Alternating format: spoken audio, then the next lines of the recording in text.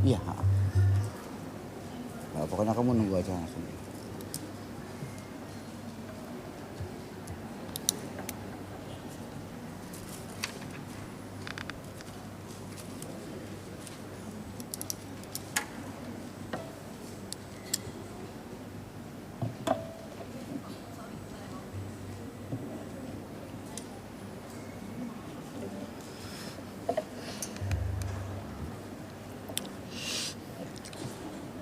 Iya, ya mulai yuk. Tinggal aja Pak. Tinggal aja.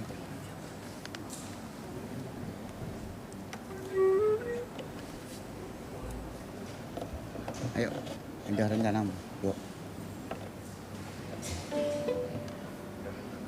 Keempat. Yuk. Jalan. Keempat.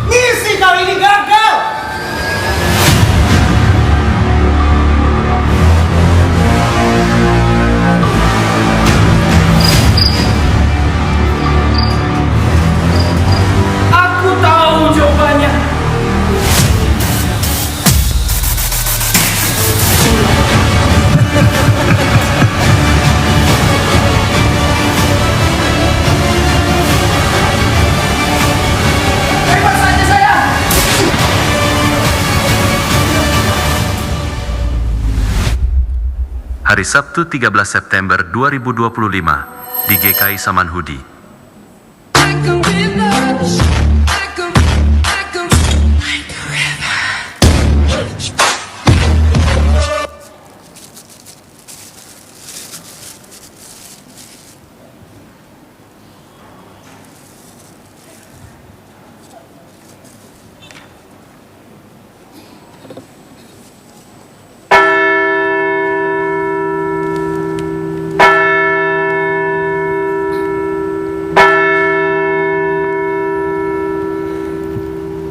Selamat pagi. Selamat hari Minggu umat yang terkasih. Berkat pimpinan Tuhan, tanpa terasa kita sudah memasuki bulan September yang merupakan bulan seni GKI Samanhudi. Berbagai nuansa musik akan mewarnai kebaktian kita di bulan seni ini. Tema kebaktian hari ini adalah memilih menjadi murid, bukan followers. Akan dilayankan oleh Pendeta Nathan Kristianto dari GKI Kayu Putih.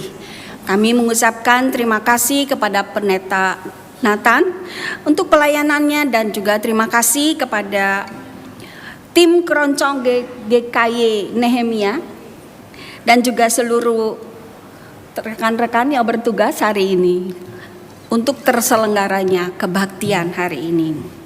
Ada beberapa wartalisan. Apakah ada yang baru pertama kali hadir dalam kebaktian hari ini? Boleh angkat tangan atau bagaimana? Nanti akan disambut oleh tim hospitality kita. Ada yang baru datang? Di balkon? Aula bawah?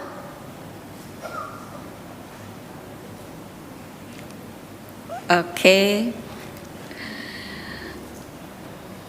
Kita juga mengadakan ibadah sekolah minggu untuk anak-anak usia sampai dengan 12 tahun. Apakah ada yang membawa anak hari ini? Kalau ada, boleh diantar ke sekolah minggu kita, di mana jam kebaktiannya adalah sesuai dengan jam kebaktian kita, yaitu jam 7 pagi, jam setengah 10, dan juga jam 6 sore.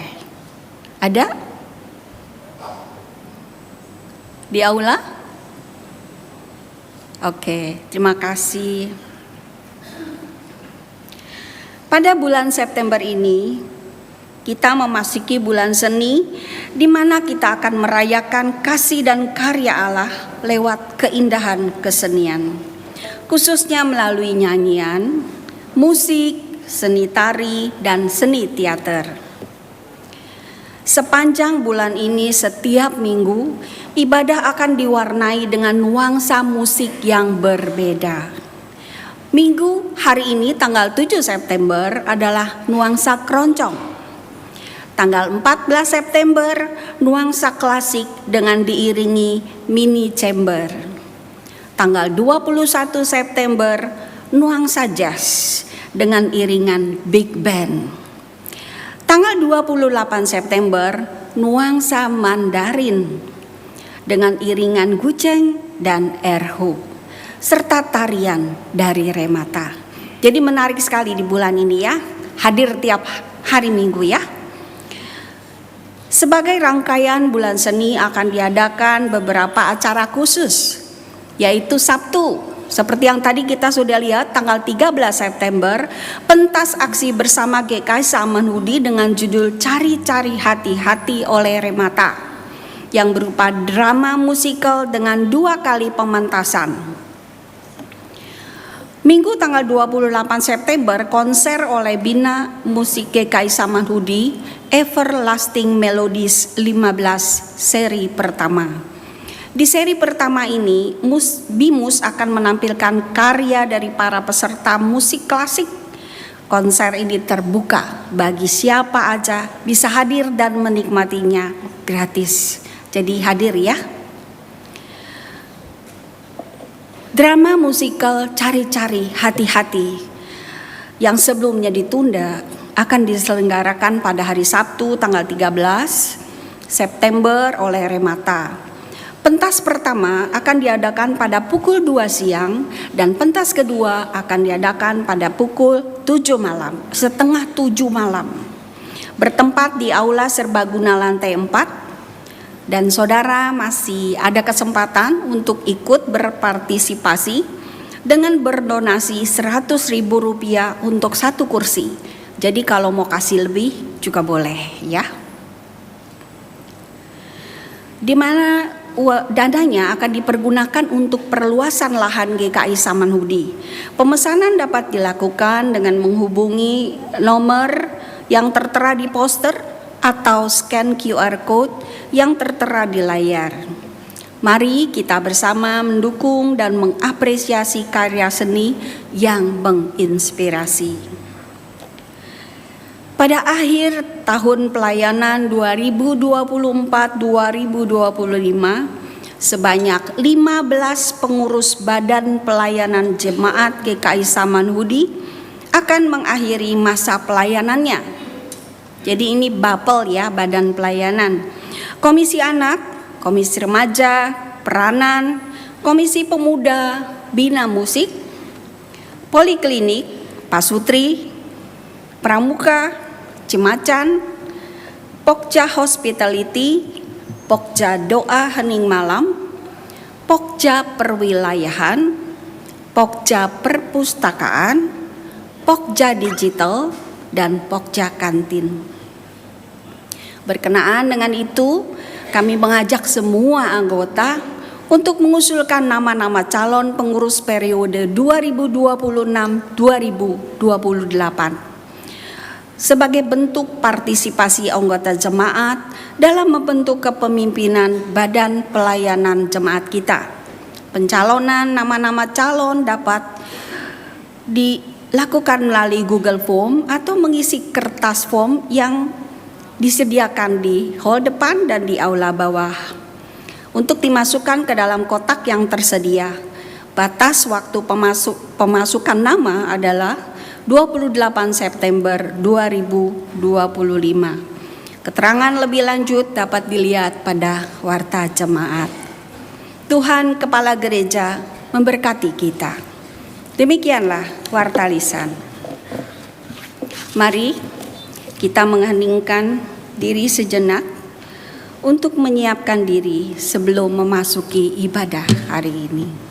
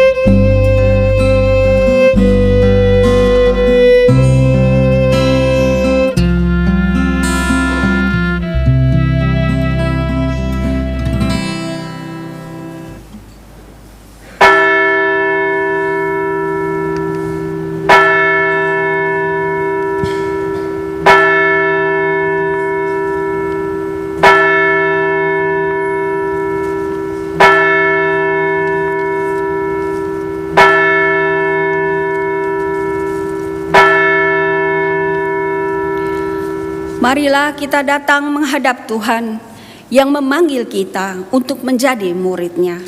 Marilah memuliakan Yesus Kristus Tuhan kita, yang melaluinya kita memperoleh keselamatan. Biarlah kelak setiap lidah mengaku Yesus Kristus itu Tuhan. Dengan berdiri, kita menyanyikan nama Yesus termulia.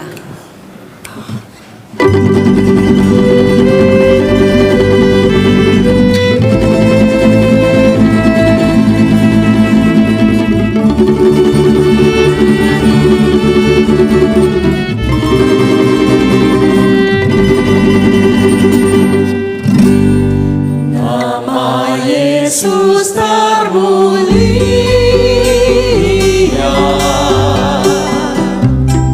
di atas segala nama,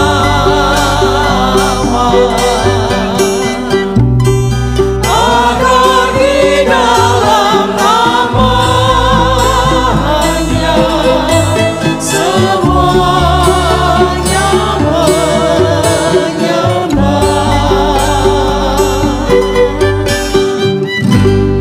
yang di bumi dan di surga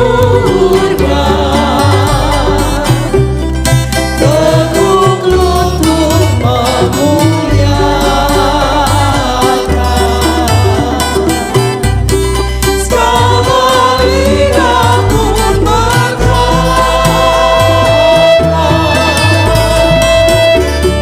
Yesus Kristus itu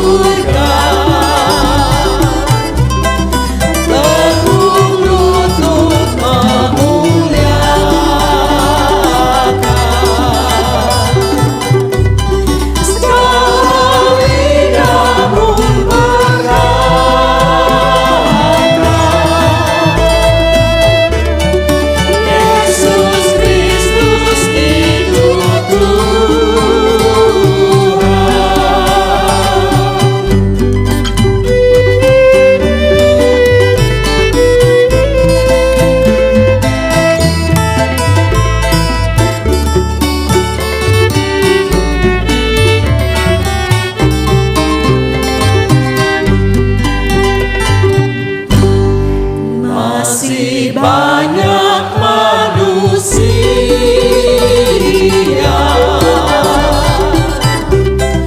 yang tak mengenal namamu.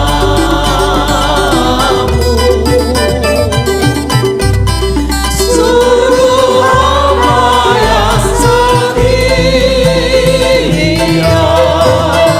percaya dan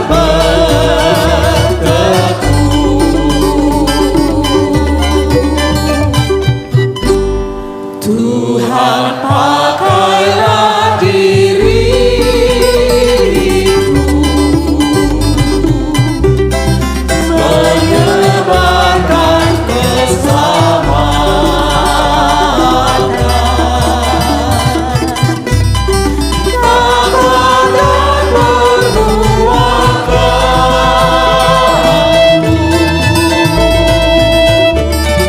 mencerminkan firman-Ku.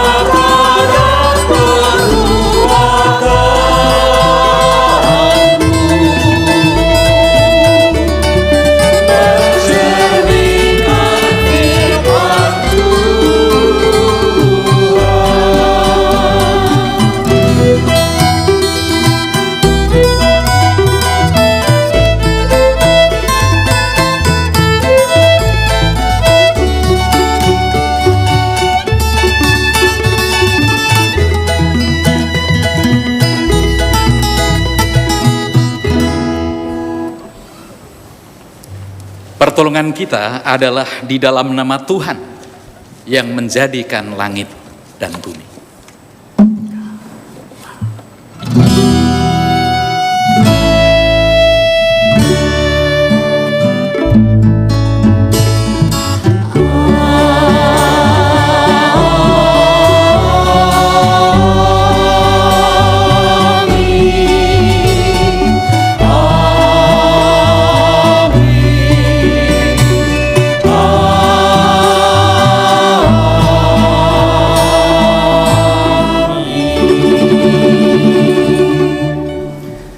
Tuhan beserta saudara. Dan beserta saudara juga.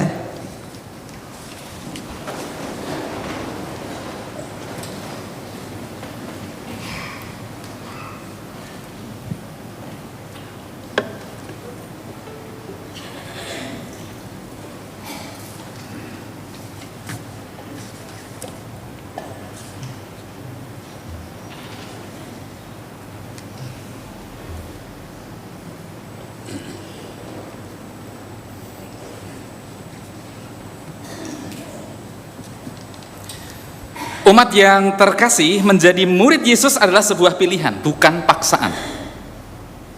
Pilihan itu membawa dampak dan konsekuensi.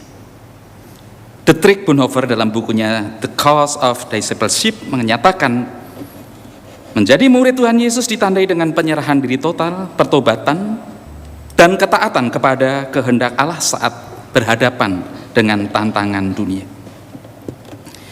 Tuhan Yesus sendiri bersabda dalam Matius pasal 16 ayat yang ke-24, jika seseorang mau menjadi pengikutku, ia harus menyangkal dirinya, memikul salibnya, dan mengikut aku. Umat yang terkasih, sudahkah kita menjadi murid sejati? Apakah kita mengikut Tuhan hanya untuk mencari berkat? Untuk lepas dari pergumulan hidup, atau mengikut Yesus hanya pada saat kita senang, sehat, dan sukses? Marilah kita memeriksa diri dan memanjatkan doa pengakuan dosa. Ya Tuhan Allah pengasih, kami mengakui bahwa sebagai murid Kristus, cara hidup kami belum sepenuhnya mengikuti jalan Kristus. Kami kadang gagal untuk setia karena lebih suka melakukan kehendak kami ketimbang melakukan kehendak-Mu. Kami kadang gagal untuk menyangkal diri karena tidak menjaga dengan hati-hati apa yang kami katakan dan kami lakukan. Apa yang kami pikirkan dan rencanakan kadang mementingkan diri sendiri. Ampunilah kami ya Tuhan.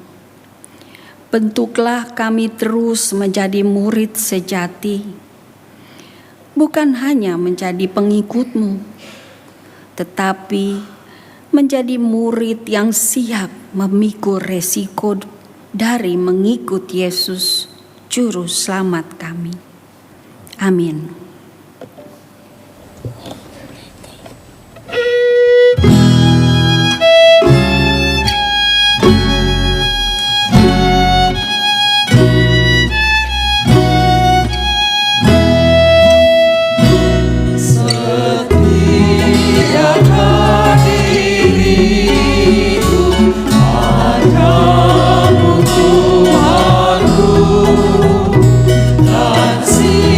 Siapkan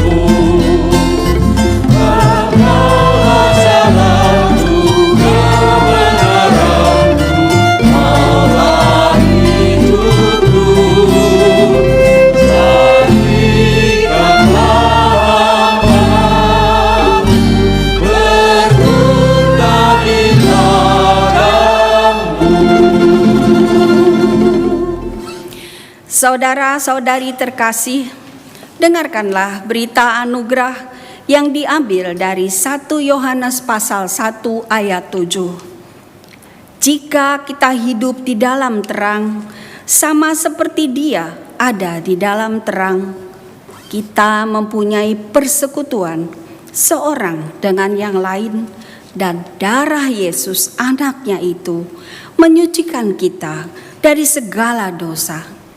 Di dalam Kristus engkau telah diampuni. Di dalam Kristus kau pun telah diampuni. Damai Kristus bagimu. Damai Kristus bagimu juga. Mari kita saling memberikan salam damai dengan bertangkuk tangan.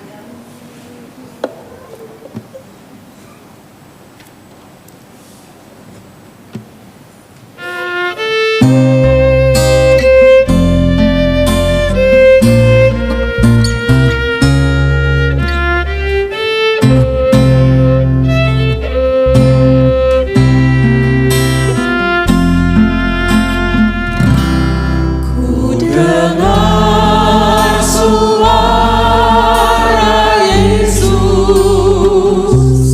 ku dengar suara Yesus, juru selamatku memanggil, pikul salib,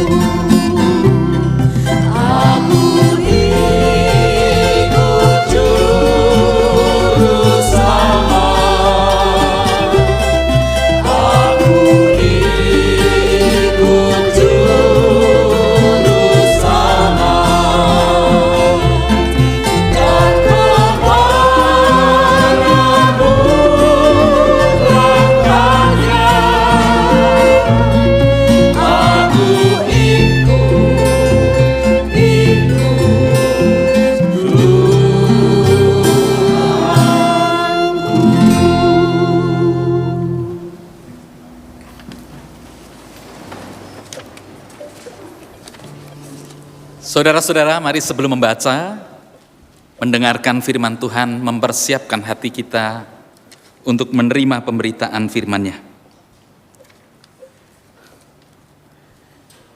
Kami mengucap syukur ya Tuhan karena kami dibawa oleh Tuhan kembali mendekat.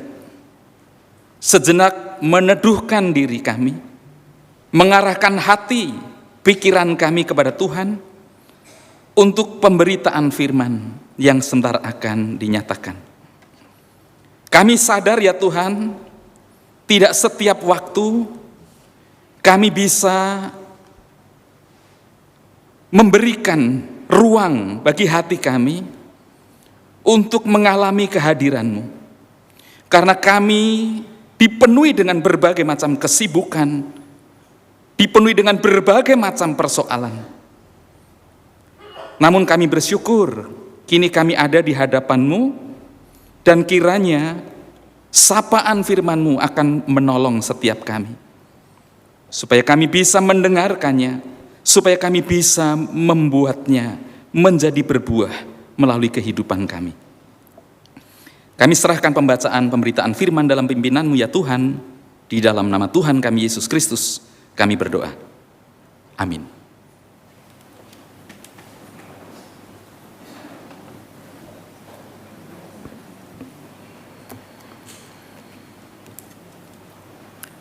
Bacaan pertama terambil dari Kitab Ulangan pasal 30 ayat 15 hingga ayat 20.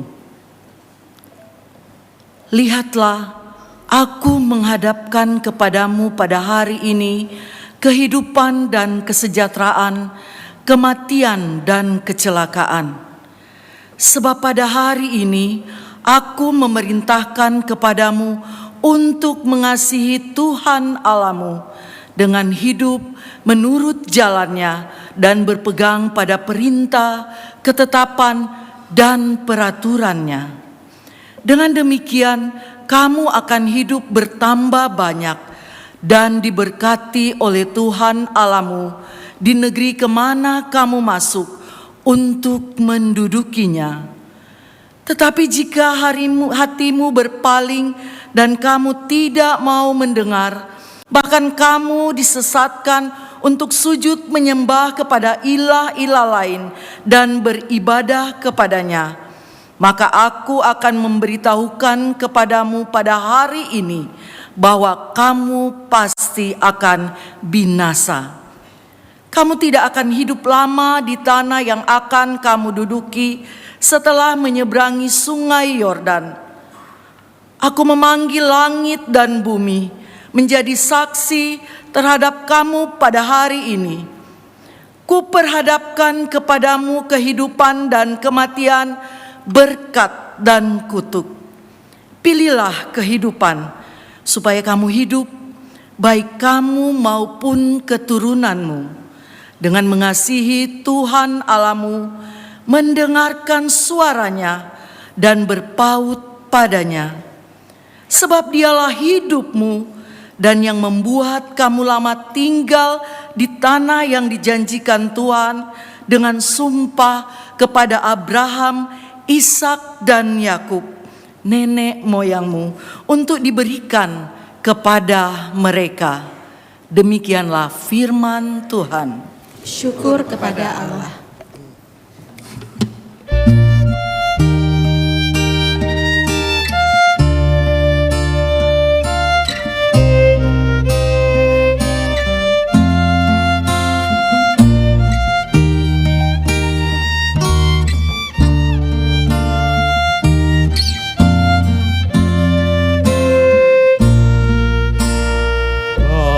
Bahagialah setiap orang yang sukai Taurat Tuhan, yang tekun merenungkannya, baik siang maupun malam. Bahagialah setiap orang yang sukai Taurat Tuhan, yang tekun merenungkannya,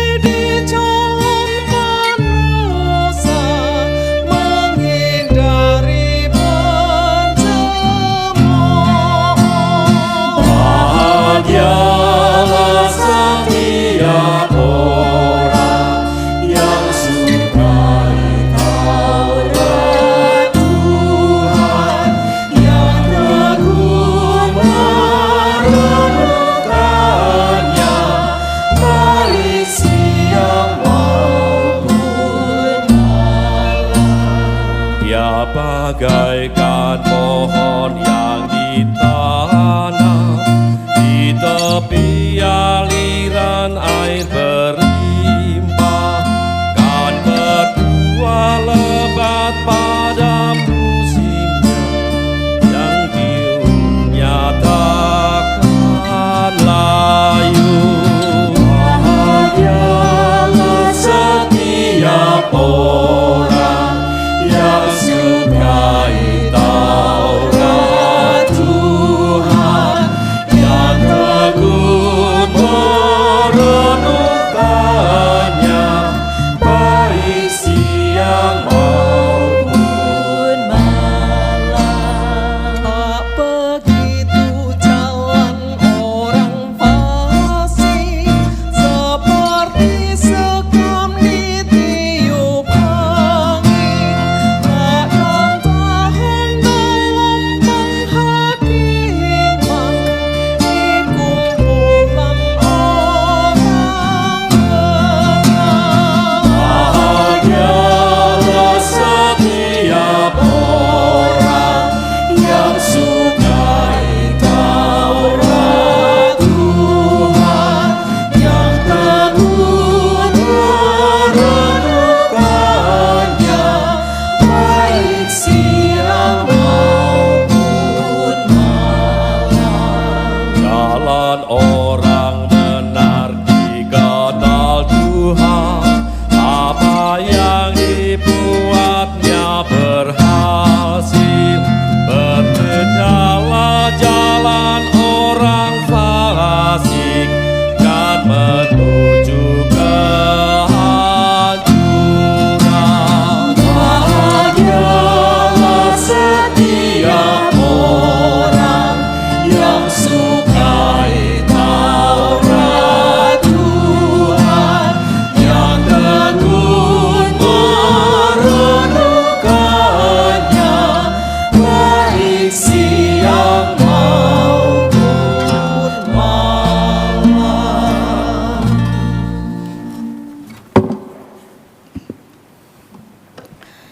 Bacaan kedua, menurut Filemon pasal 1 ayat 1 sampai dengan 21. Dari Paulus, seorang tahanan karena Kristus Yesus, dan dari Timotius saudara kita. Kepada Filemon yang terkasih, teman sekerja kami. Kepada Apphia saudara kita, kepada Arkhipus teman seperjuangan kita, dan kepada jemaat di rumahmu. Anugerah dan damai sejahtera dari Allah Bapa kita dan dari Tuhan Yesus Kristus menyertai kamu. Aku mengucap syukur kepada Allahku setiap kali aku mengingat engkau dalam doaku, karena aku mendengar tentang kasih-Mu kepada semua orang kudus dan tentang iman-Mu kepada Tuhan Yesus. Aku berdoa agar persekutuan-Mu di dalam iman turut mengerjakan pengetahuan akan segala yang baik di antara kita untuk Kristus. Dari kasih-Mu sudah kuperoleh kegembiraan besar dan kekuatan, sebab hati orang-orang kudus telah Kau hiburkan, saudaraku. Karena itu, sekalipun di dalam Kristus aku mempunyai kebebasan penuh untuk memerintahkan kepadamu apa yang harus engkau lakukan. Tetapi mengingat kasih-Mu itu, lebih baik aku memintanya kepadamu.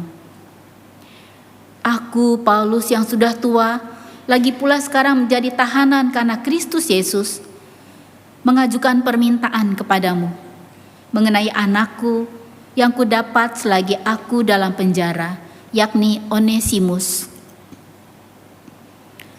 Dahulu memang dia tidak berguna bagimu, tetapi sekarang sangat berguna, baik bagimu maupun bagiku.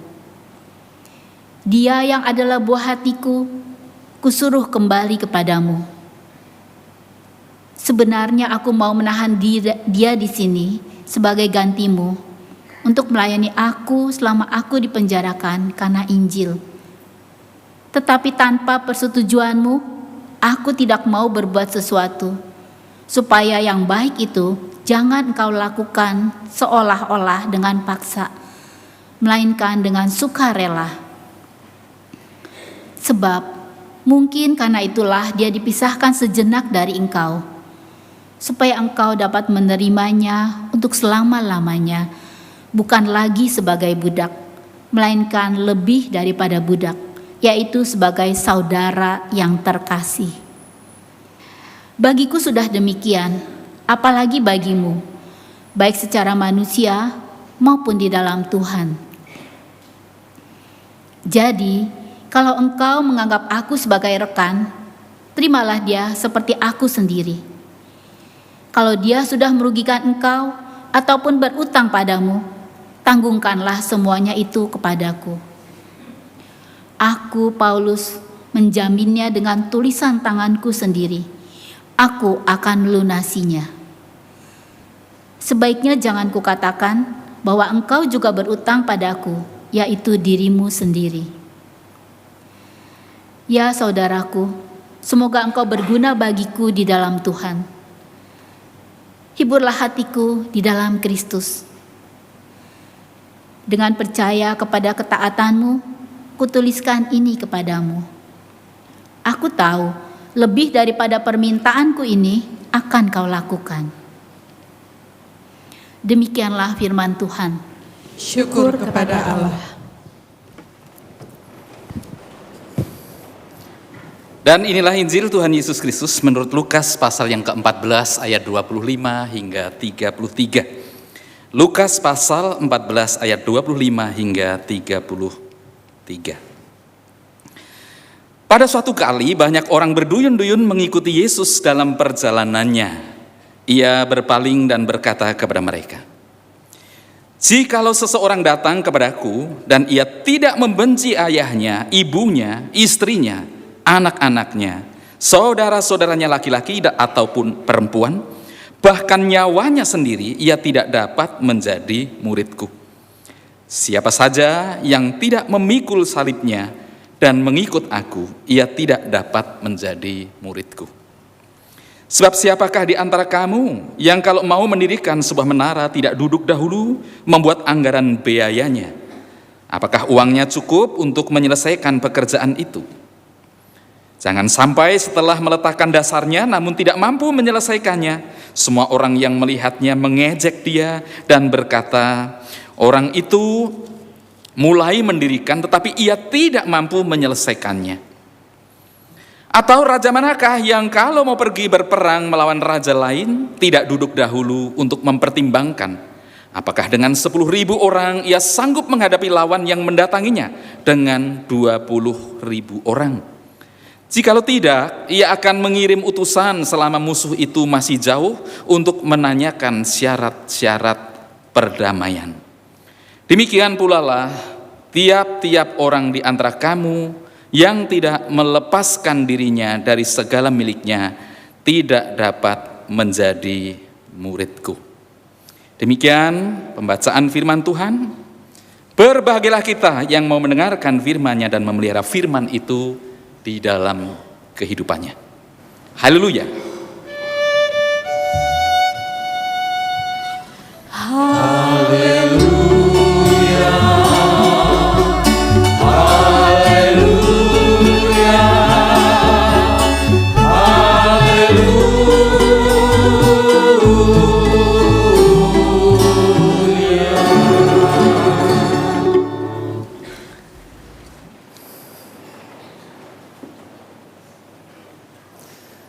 Selamat pagi Bapak Ibu semuanya. Masih ingat saya? Pede kali. Ya, karena Saman Hudi ini terasa dekat dengan saya, Pak. Pak Penatua. Bapak Pak Penatua kan ya, Pak? Ada pendeta macam-macam. Ada pendeta emeritus Pak Setiawan, ada Pak Pendeta Alex, tadi pagi ada Ibu Pendeta Lucia. Kangen sama saya. Lama nggak ketemu. Ya, jadi salam ya Bapak Ibu Saudara, baik untuk para hamba Tuhan juga untuk majelis jemaat, seluruh anggota jemaat di GKI Samanhudi ini. Saudara-saudara, kita dalam rangka bulan seni ya. Apa yang kita harapkan dari sebuah seni? Ada banyak seni, walaupun yang seringkali diekspos kalau di gereja, seni itu seni musiknya. Padahal mungkin ada juga seni-seni yang lain. Ada seni pahat misalnya ya. Ada seni, apalagi Bapak Ibu? Seni tari, sebagian ada di sini ya. Tapi saya ingin mengajak kita pada saat ini untuk coba memberikan ruang supaya kita bisa lebih peka terhadap seni yang satu ini. Ya. Yaitu seni menyentuh diri. Seni menyentuh hati, itu juga seni loh Bapak Ibu. Karena sebenarnya seni itu artinya adalah kecil atau lembut. Makanya Bapak Ibu ada istilah namanya air apa Bapak Ibu? Loh, langsung aja nggak apa-apa, nggak ada yang jorok ini. Ya, air seni itu istilah lainnya apa? Air kecil kan? Ya kan gitu kan? Jadi seni itu sesuatu yang kecil. Seni itu sesuatu yang lembut, yang tidak bisa dipahami kadang-kadang hanya sepintas lalu. Tetapi yang bisa dirasakan pelan-pelan, dihayati. Ya. Itulah seni yang kadang-kadang tidak memberikan kepada kita sebuah hasil yang tiba-tiba untuk kita bisa dapatkan. Menurut saya seni yang tinggi dalam sebuah film itu bukan ketika kita nonton langsung kita ngerti, bahkan bisa nebak sebelum film itu sudah selesai. Itu seninya rendah. Seni yang tinggi itu setelah nonton kita bingung. Lalu kita bisa diskusi di antara kita yang nonton, lalu akhirnya, oh gitu toh. Kadang-kadang kita udah pasrah dengan seni itu karena sudah diberikan penjelasan gitu. Di dalam drama misalnya. Drama yang terlalu jelas nggak ada seninya menurut saya. Berarti kita udah di framing ke situ. Tapi kalau kita bingung lalu kita diskusi, lalu akhirnya kita menurut A begini, menurut B begini, menurut C begini. Jadi kaya kita. Nah itulah seni. Ya. Jadi saat ini kita coba ingin belajar tentang seni. Seni apa? Menyentuh diri. Seni apa? Menyentuh hati. Karena hati yang tersentuh, karena hati yang bisa sadar, itu yang akan menggerakkan kita bagaimana kita bisa melakukan sesuatu yang benar. Life is choice. Hidup itu adalah pilihan. Sejak manusia pertama diciptakan, dia sudah diberikan pilihan. Dia diciptakan sebagai manusia yang bebas, bahwa semua pohon dalam taman ini boleh kamu makan buahnya. Jadi bebas. Tapi rupanya Bapak Ibu, ketika manusia diberikan kebebasan, bukan berarti Tuhan itu tidak punya harapan gitu ya. Itu sebabnya di satu sisi diberikan kebebasan, ya, dibiarkan kepalanya lepas tapi ekornya masih dipegang. Gitu ya. Diarahkan, boleh kamu bebas, tapi tidak berarti kamu bisa semena-mena dengan kebebasanmu itu. Itu sebabnya selanjutnya dikatakan, tetapi pohon tentang pengetahuan tentang yang baik dan yang jahat, janganlah kau makan buahnya. Jadi di satu sisi bebas, tapi di sisi lain dikasih pagar. Nah, makanya saudara-saudara, itu pula yang sebenarnya dilakukan oleh Musa dalam pembacaan kita di kitab Ulangan tadi. Kamu bebas untuk memilih. Aku memperhadapkan kepadamu kehidupan dan kematian. Silahkan kamu memilih. Tapi kalau kamu memilih itu, maka aku katakan saat ini bahwa engkau semua akan binasa. Kan gitu kan sama. Jadi kebebasan itu ternyata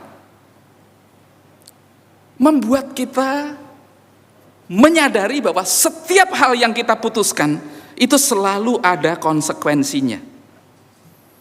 Setiap pilihan itu selalu ada konsekuensinya.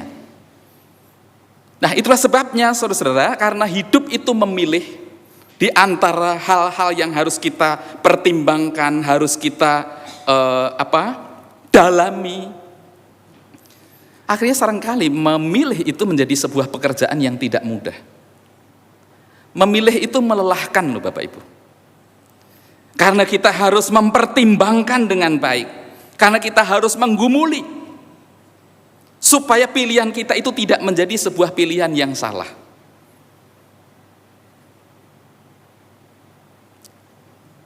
Di angkatan saya, di angkatan beberapa angkatan di atas di bawah saya, waktu saya sekolah teologi, itu sudah ada semacam kutukan. Dalam tanda kutip, supaya Bapak Ibu nggak ngeri. Jadi kayak orang itu sudah dikutuk bahwa kakak tingkat itu dapat adik tingkat, itu loh maksud saya. Dapat teman seangkatan gitu. Termasuk saya, ini orang yang terkutuk ini. Ya. Dapat istri. Kenapa ya? Di Fakultas Teologi yang jumlah mahasiswanya teologi itu hanya segelintir, itu berlaku sebuah hukum yang bunyinya adalah Witeng tresno jalaran soko. Ini nggak tahu bahasa roh ini Pak. Witeng tresno jalaran soko. Witeng tresno jalaran soko. Boncengno. Ya saya boncengno karena waktu di Jogja itu saya naik sepeda. Jadi istri saya yang kadang-kadang saya inspirasi ya saudara-saudara yang masih muda. Ya. Saya aja naik sepeda aja bisa dapat istri. Banyak anak muda yang udah naik Pajero nggak dapat istri gitu loh. Malu sama saya ya. Ya. Dari boncengno. Kenapa boncengno? Ya itu aja Pak. Ya. Jadi kulino. Karena apa? Karena nggak ada yang liyo. Karena nggak ada yang lain, adanya cuma itu, gitu. Jadi nggak usah berpikir panjang tentang milih ini atau milih itu lebih enak loh Pak. Makanya kenapa ada orang yang suka cerita itu dulu jodoh saya ini, istri saya ini dulu saya pekgo katanya, ngepek tonggo. Ngepek tonggo itu artinya ya, istri saya ini tetangga saya gitu loh maksudnya. Jadi ngambil tetangga. Ya gimana wong, karena setiap hari, setiap buka pintu kelihatan wajahnya dia ya. Setiap pulang ke rumah ketemu wajahnya dia dari kecil. Kalau udah gitu nggak usah mikir gitu ya. Ya udah, nggak terlalu berat. Tetapi bayangkan saja ketika orang itu harus memilih di antara yang banyak. Kadang kita bingung ya. Ini ganteng ini, gitu kan? Ini jelek, tapi duitnya banyak. Bingung nggak? Kalau gitu kan bingung. Yang ini baik ini, pengertian banget. Yang ini pinter, kalau diajak diskusi nyambung. Yang sana itu duitnya banyak tapi gitu kan bingung kan? Milih ini atau milih itu atau milih, jadi bingung. Makanya sampai kadang-kadang saking bingung milih lalu nggak kawin malah gitu. Jadi memilih itu bukan sesuatu yang mudah. Memilih itu sesuatu yang membuat kita harus berikhtiar lebih. Nah, saudara-saudara, memilih membuat kita harus menimbang, membuat kita harus berpikir, menentukan, dan berani untuk mengambil resiko. Dan tahu apa yang menjadi konsekuensinya. Itulah sebabnya kenapa kalau orang mau menikah itu ada dinasehati dalam BPN, Bina Pranikah ya. Sebelum kamu menikah ya, kamu ya, tolong matanya dibuka selebar-lebarnya supaya kita tahu semua tentang calon kita ini. Ya baiknya, ya buruknya. Jangan hanya melihat yang indah-indah saja. Tapi kalau kamu sudah menikah, kamu itu sudah menjadi pasanganmu, tutuplah mata serapat-rapatnya, pasrahlah, ya memang itu jodohmu, gitu loh. Kadang-kadang kan kita kan protes ya, karena kita saking memahaminya bahwa jodoh itu ada di tangan Tuhan. Nanti kalau ada sesuatu yang nggak kebenaran, lalu kita nyalain Tuhan kan. Tuhan ini gimana nih, kok ternyata dia salah, dia bukan jodohku. Kalau aku jadi Tuhan akan bilang enak aja loh. Gitu. Kan kamu milih-milih sendiri kan. Bu, dulu dipilih nggak pas sama Pak Indra, Bu? Atau Ibu yang milih Pak Indra? Ya kan? Milih-milih sendiri. Berarti kan memilihnya tidak sedang dalam keadaan pingsan kan? Berarti kan sadar kan?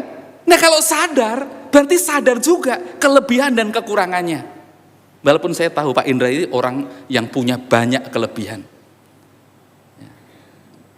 Tidak ada kekurangan. Karena saya tidak lihat. Ya pasti ada. Tapi saya siap gitu. Saya berani mengambil risiko, saya berani mengambil konsekuensi ini karena saya sudah mempertimbangkan, karena saya sudah memikirkan. Nah, hal yang sama ini yang dilakukan oleh Yesus terhadap orang-orang yang ingin mengikut Dia. Pikirkan. Pertimbangkan sebelum kamu memutuskan. Jadi di challenge ini. Benar, kamu mau ikut aku? Kamu tahu tidak bahwa serigala punya liang, burung punya sarang, tapi anak manusia tidak punya tempat untuk meletakkan kepalanya. Benar kamu mau ikut aku? Supaya kita mikir, supaya kita sadar. Menjadi murid Kristus ternyata tidak hanya melihat apa yang indah-indah. Siapa yang mau mengikut aku, dia harus menyangkal dirinya, memikul salibnya, dan mengikut aku. Supaya kita tahu, supaya kita sadar, ada konsekuensi dari setiap pilihan yang kita buat. Dan itulah sebabnya, kalau orang itu bisa menimbang dengan matang, kalau orang itu bisa menyadari dengan benar, sudah pasti nanti hasilnya akan berbeda dengan orang yang mengikut Tuhan mungkin hanya karena ikut-ikutan, yang mengikut Tuhan mungkin hanya karena euforia, yang mengikut Tuhan mungkin karena hanya kesan indah, ya. Tetapi tidak paham dengan apa yang menjadi konsekuensinya.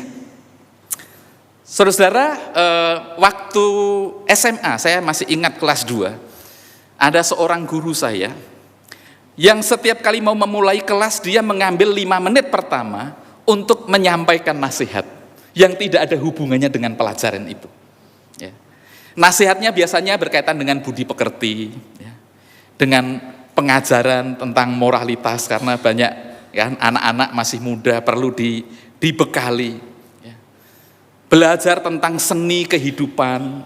Saya tahu kalau saya harus kalau saya jalan dengan istri saya, gitu ya, di posisi mana istri saya itu harus berada, gitu ya. Jadi kalau ada laki, ada perempuan, lalu jalan di Jalan Samanhudi, maka perempuannya di sebelah kiri atau di sebelah kanan, Bapak Ibu? Kenapa di sebelah kiri? Ya kan, supaya kalau ada truk, itu nyamber kita dulu, ya, bukan nyamber istri kita, gitu. Tapi kalau perempuannya ditaruh di sebelah kanan, itu artinya kita mau cari lagi kan. Jadi sampai hal-hal yang sekecil itu, dan itu saya praktekkan karena saking nyantolnya. Saya pernah kedatangan 60-70 tamu di rumah saya, walaupun ngampar-ngampar, itu pertama kali datang itu sandalnya bececeran kemana-mana. Lalu saya tata satu-satu, lalu saya foto, saya kirim ke grup, udah rapi. Itu yang ngajarin guru itu, yang setiap kali 5 menit itu ngajarin tentang hal-hal yang seperti ini. Kalau lihat handuk miring, betulin supaya simetris gitu.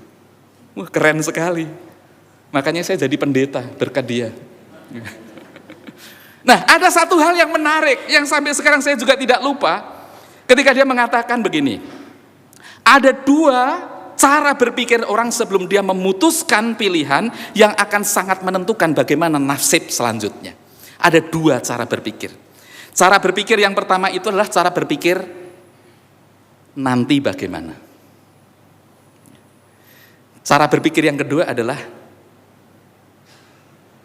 bagaimana nanti. Bapak Ibu tahu nggak bedanya? Cara berpikir nanti bagaimana. Pertanyaan nanti bagaimana itu kan berarti dia mikir. Kalau aku lakukan ini, kalau aku ambil keputusan ini, nanti bagaimana ya? Kan gitu kan? Berarti dia mempertimbangkan dengan baik. Sementara orang yang berpikir bagaimana nanti, berarti apa yang dilakukan? Hajar aja. Pokoknya jalan aja dulu. Kayak ibu-ibu katanya. Ibu-ibu itu katanya hajar dulu baru mikir katanya. Kalau bapak-bapak mikir dulu, nggak ngajar-ngajar gitu ya. Nggak jalan-jalan. Ya. Hajar aja dulu. Lah nanti bagaimana? Nanti bagaimana? Bagaimana nanti aja deh. Gitu loh maksud saya. Jadi nggak mikir.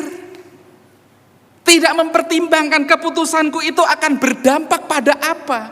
Dan cara berpikir ini ada di dalam diri banyak orang.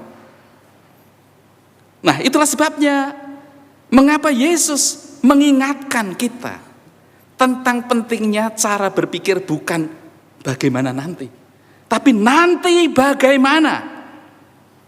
Dan tema kita saat ini adalah memilih menjadi murid, bukan follower. Bapak Ibu, orang sering tidak sadar, walaupun ini sebenarnya sama ya, artinya adalah mengikuti sebenarnya. Tetapi ada hal yang sangat mendasar yang membedakan. Kalau follower itu kan kita, ini muncul dari era medsos kita, ya kalau ada artis, ada YouTuber, ada vlogger itu dia punya yang namanya follower itu. Dan umumnya menjadi follower itu bukan sesuatu yang sulit. Menjadi follower itu kan tinggal klik gitu kan. Dan kita bisa membayangkan ketika menjadi follower itu begitu mudah untuk masuk, sama halnya begitu mudah untuk keluar gitu. Begitu mudah untuk menyatu, tapi begitu mudah juga untuk meninggalkan. Karena mereka itu barangkali bergabung menjadi follower hanya karena apa? Rasa kagum, euforia, mungkin tren ya. Kalau semua orang begitu, masa saya nggak ikut? Ya. Lalu akhirnya jadi follower. Tapi tidak ada ikatan yang kuat. Ya. Tidak ada loyalitas yang teruji, karena kesetiaannya itu sangat bergantung pada mood. Kalau lagi oke ya oke, kalau lagi nggak oke ya udah. Sudah selesai. Nah, jadi itu yang terjadi dengan follower. Sedangkan kalau kita bicara tentang murid, murid itu artinya murid pada zaman seperti Yesus waktu itu memiliki murid.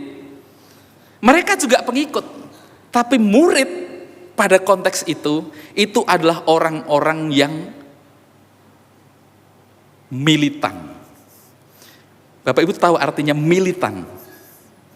Militan itu artinya mampu berjalan bermil-mil. Kemana? Mengikuti kemana guru itu berjalan. Kemana? Mengikuti kemana guru itu meminta dia pergi. Walaupun jalannya jauh. Dia punya militansi dan kagak ada capeknya, itu murid. Dan itu yang ditunjukkan. Menjadi murid adalah menjadi orang yang militan. Mulai dari militan dalam mendengarkan pengajaran-pengajaran Yesus, berkomitmen untuk setia kepada guru, meneladan apa yang dilakukan oleh guru, bahkan menjadi bagian apa yang diperjuangkan oleh guru. Itulah sebabnya setelah Yesus naik ke surga, ada kan murid yang melanjutkan, follower nggak bisa seperti itu. Follower gurunya nggak ada, dia nggak ada gitu.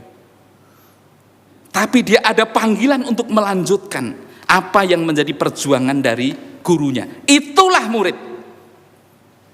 Sedangkan follower, ya, itu bisa kita lihat dalam diri orang banyak yang dikatakan di ayat yang ke-25. Mereka berduyun-duyun mengikuti Yesus dalam perjalanannya. Mereka mengikuti Yesus. Kenapa? Ya tadi, karena kagum dengan Yesus yang sudah melakukan banyak hal, mengajarkan hal yang hebat. Mereka tenggelam dalam euforia. Mereka kecipratan benefit.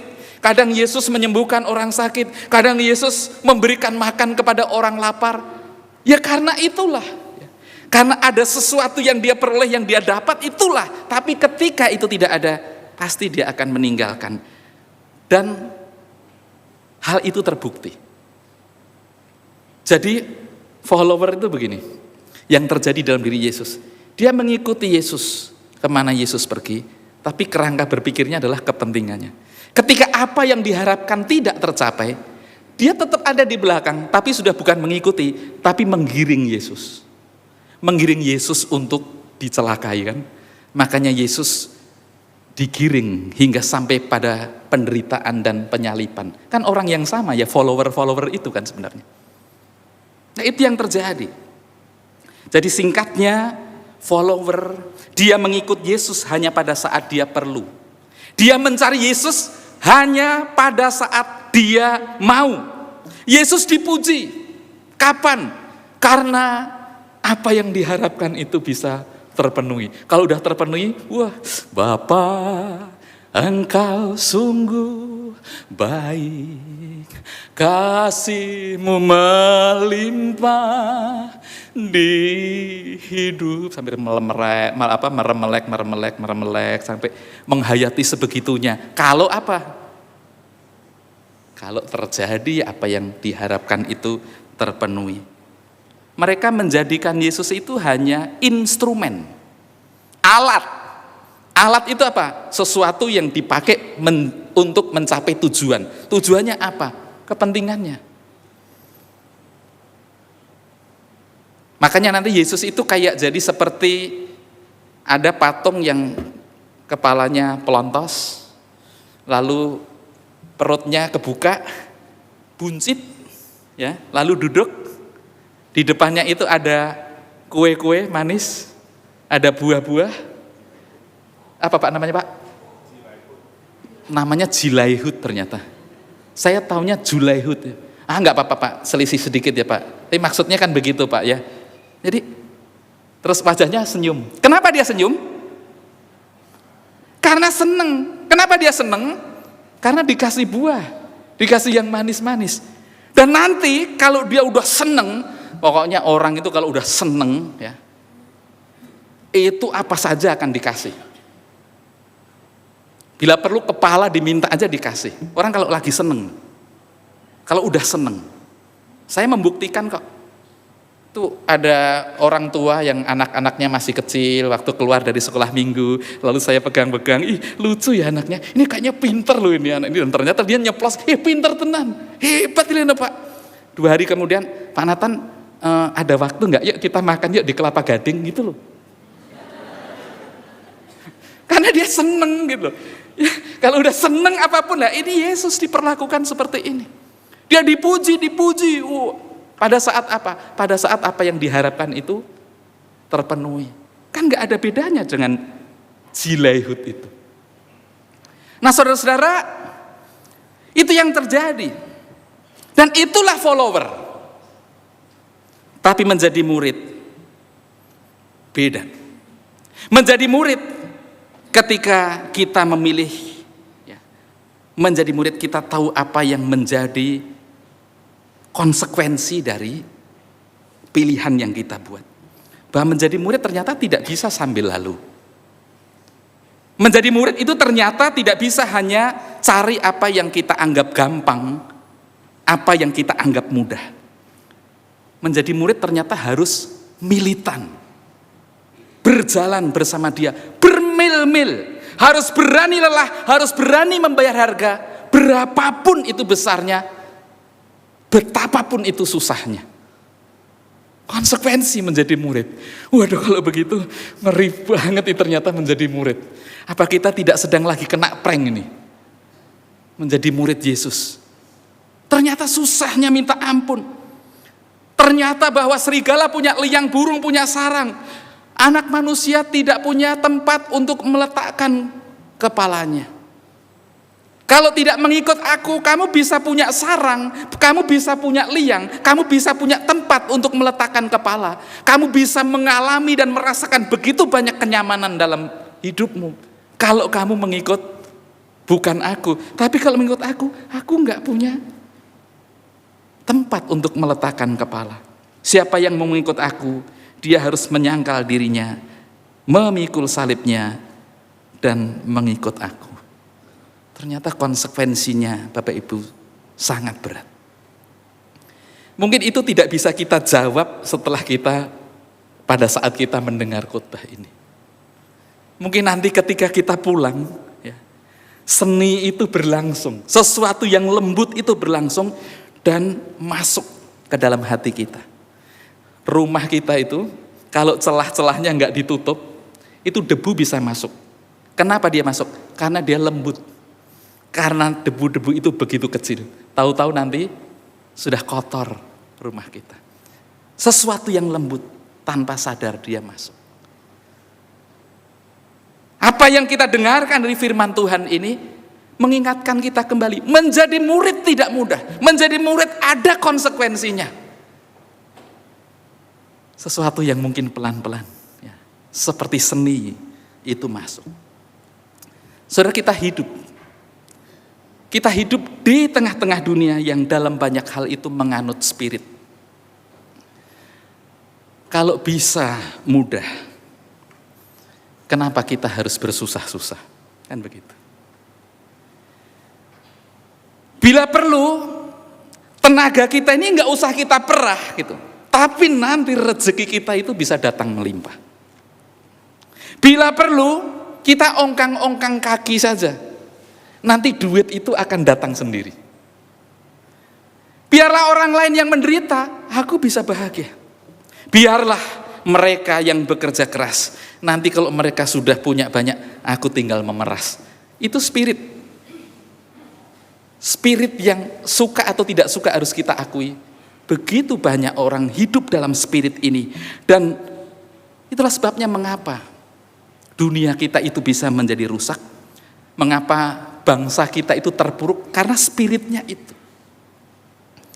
Tapi lihatlah apa yang menjadi spirit Yesus, yang adalah guru kita. Kan kita muridnya. Dia adalah guru kita. Apa spiritnya? Yesus katakan, inilah tubuhku yang dipecah-pecahkan, lalu dibagi-bagikan bagi kamu. Supaya apa? Melalui tubuhku yang kupecah-pecahkan ini, lalu kubagikan, kamu bisa mengalami hidup. Melalui matiku, melalui penderitaanku, kamu semua bisa mendapatkan kehidupan. Ini kan spirit yang sangat bertolak belakang. Kalau kita mengatakan aku murid Yesus, tapi spirit kita adalah biarlah orang lain mati dan aku yang hidup, berarti kita bukan murid Kristus. Kalau murid Kristus itu membalikkan semuanya itu. Biarlah aku mati, tapi yang lain beroleh kehidupan. Spirit Kristus adalah spirit pengorbanan. Dan hanya karena pengorbanan, maka kehidupan itu akan terjadi. Dan yang namanya pengorbanan, itu tidak akan pernah mudah, itu tidak akan pernah murah. Bapak Ibu, semoga kita menyadari kembali akan keberadaan kita sebagai murid-murid Kristus. Semoga kita menyadari konsekuensinya, berapapun besar harganya, betapapun susahnya, tapi kita tetap ingin menunjukkan bahwa kita adalah murid Kristus. Kecuali kalau kita tetap ingin menjadi followers. Tuhan memberkati. Amin. Mari kita masuk dalam saat teduh.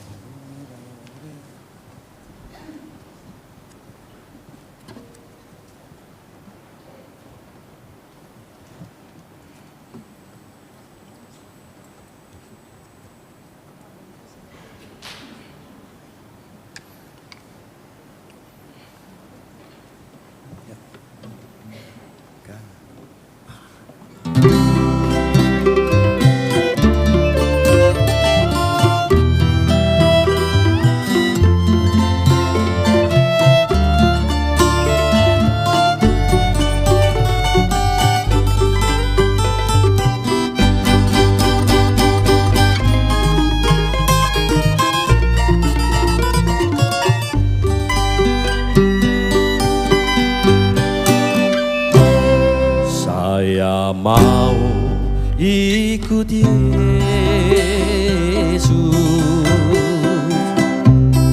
saya mau ikut Yesus,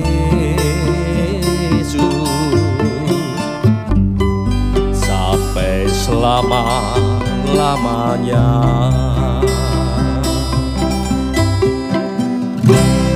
Saya mau ikut Yesus.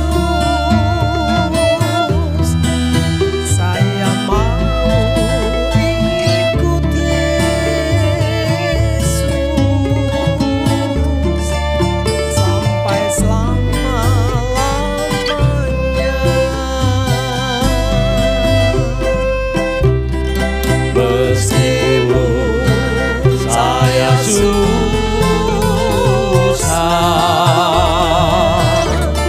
menderita dalam dunia, saya mau ikut Yesus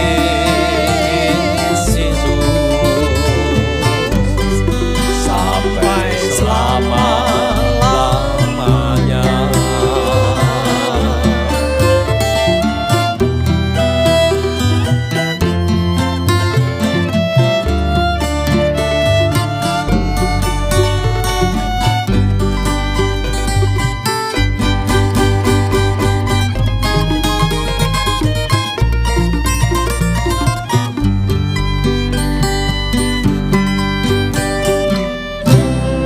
Saya mau ikut Yesus.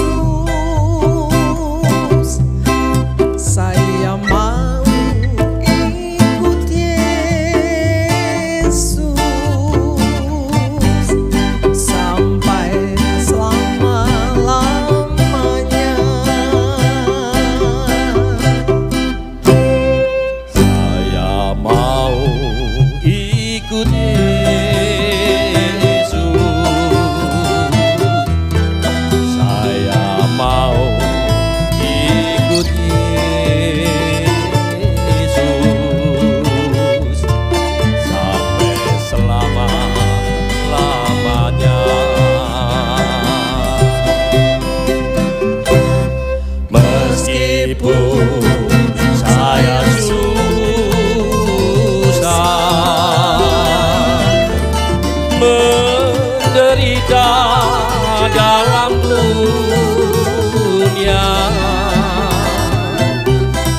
saya mau ikut Yesus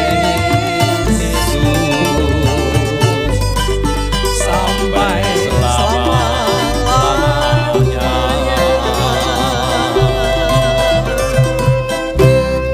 Meskipun saya susah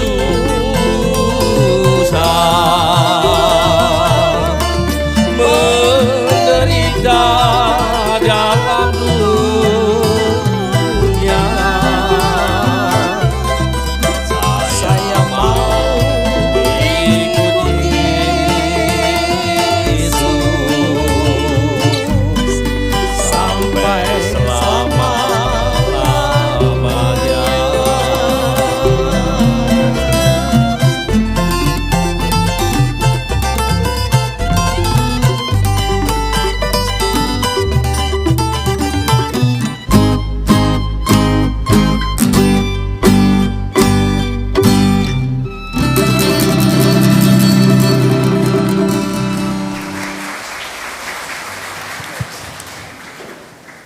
Marilah kita berdiri bersama dengan umat Allah di masa lalu, masa kini dan masa depan, mengingat janji baptisan kita seturut dengan pengakuan iman rasuli.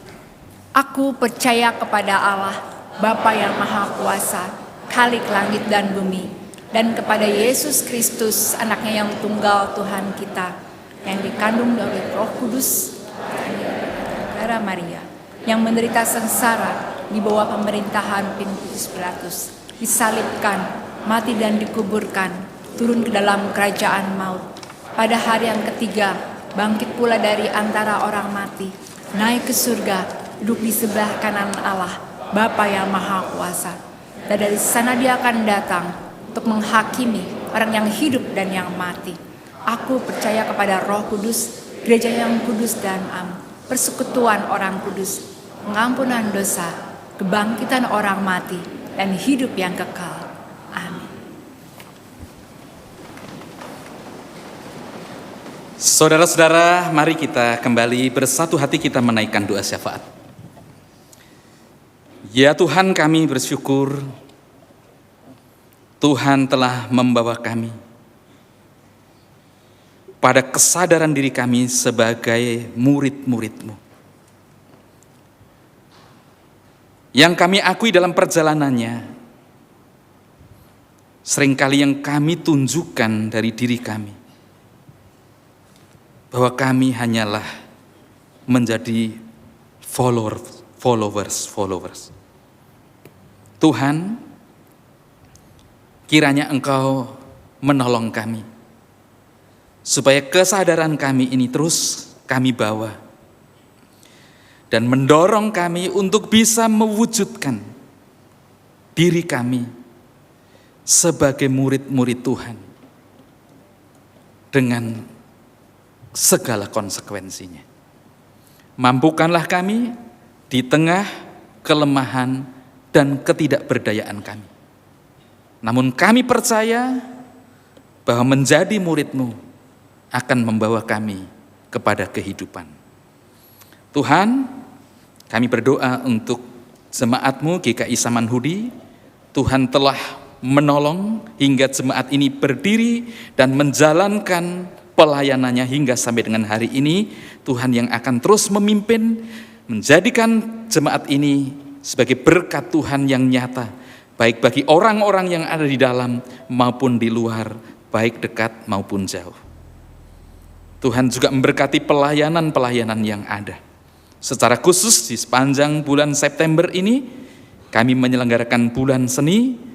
Biarlah sungguh seni yang boleh kami bawa bisa menyentuh kami kepada kesadaran yang lebih baik lagi. Tuhan, kami juga berdoa untuk saudara-saudara kami dari GKJ Nehemia yang telah menjadi bagian dari pelayanan ini. Engkau memberkati pelayanannya di tempat ini maupun di tempat-tempat lain, supaya menjadi berkat yang boleh dirasakan dan dialami oleh banyak orang, banyak umat-Mu. Tuhan, Engkau juga tahu apa yang menjadi isi hati dan pergumulan saudara-saudara kami yang hadir di tempat ini. Yakinkan kami bahwa bersama Tuhan selalu ada jalan yang Tuhan sediakan. Biarlah kami juga dibawa pada harapan-harapan baik, apa yang menjadi cita-cita kami, apa yang ingin kami raih, baik diri, keluarga, maupun kami bersama-sama sebagai komunitas di jemaat ini. Bangsa dan negara kami pun kami bawa ke dalam tangan-Mu. Tidak mudah kami hidup di tengah bangsa yang sangat rentan dengan berbagai persoalan. Tuhan, kiranya bangsa kami pun juga boleh memiliki kesadaran yang tumbuh dari hati, dari pikiran, bahwa negeri ini tidak akan bisa pulih dan menjadi baik ketika yang kami bawa, yang kami hidupi adalah spirit pementingan diri. Maka biarlah Tuhan, Engkau menolong para pemimpin dari atas hingga bawah, termasuk diri kami, pemimpin setidaknya bagi diri kami sendiri. Tuhan memberkati. Terima kasih Tuhan, inilah doa kami. Kami menyerahkan doa ini kepadamu. Kami berdoa di dalam nama Tuhan kami Yesus Kristus, yang telah mengajar kami berdoa.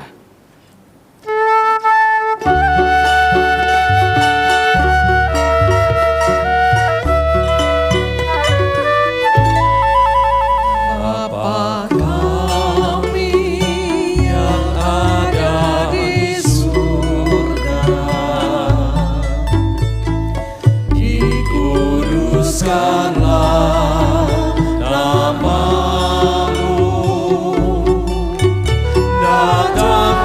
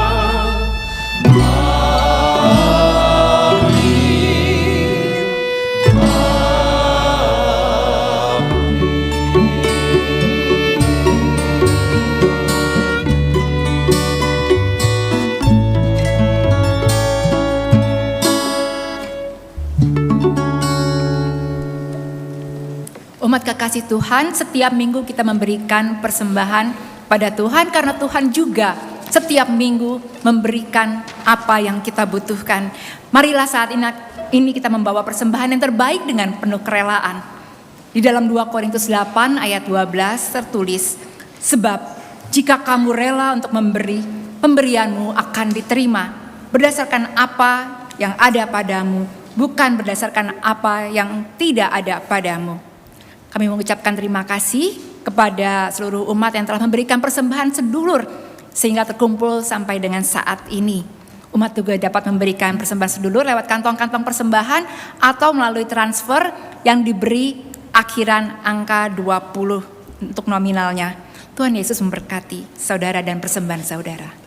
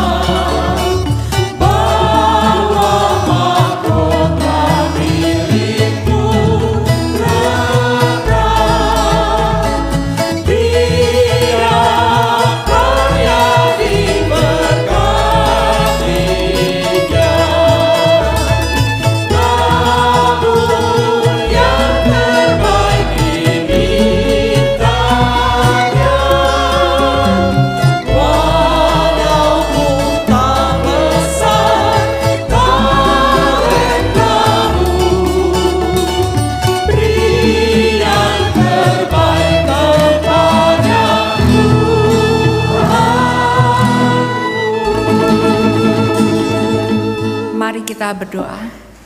Bapa, terima kasih untuk kesempatan kami boleh memberikan sedikit persembahan materi untuk dikembalikan kepadamu dan Kau pakai untuk kemuliaan nama-Mu. Ajar kami untuk tidak hanya mempersembahkan materi, tapi apa yang sudah kami nyanyikan, kami juga mempersembahkan seluruh talenta kami yang asalnya dari-Mu juga untuk kami kembalikan memperbesar kemuliaan nama-Mu. Berkati tangan-tangan akan mengelola persembahan ini agar sungguh berkenan kepadamu. Terima kasih ya Bapa, dalam nama Yesus kami bersyukur. Amin.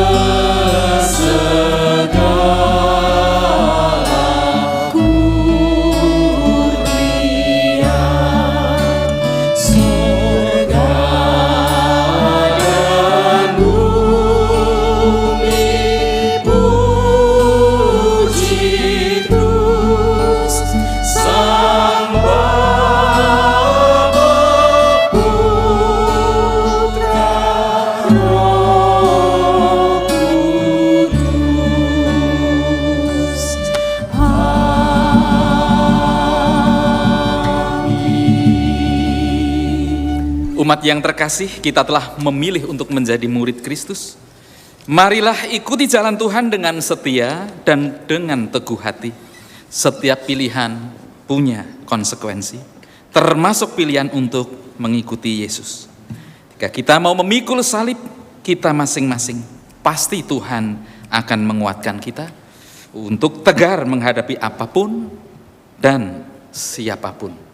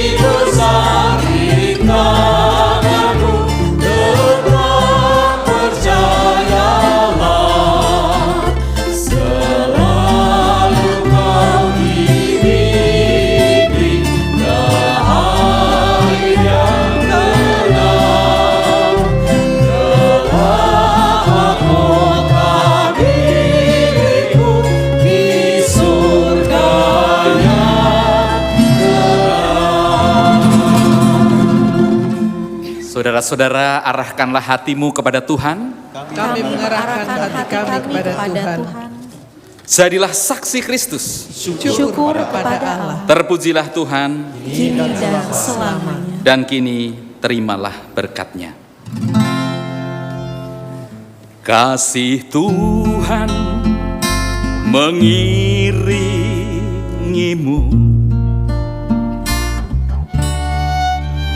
dan sayap-Nya melindungimu.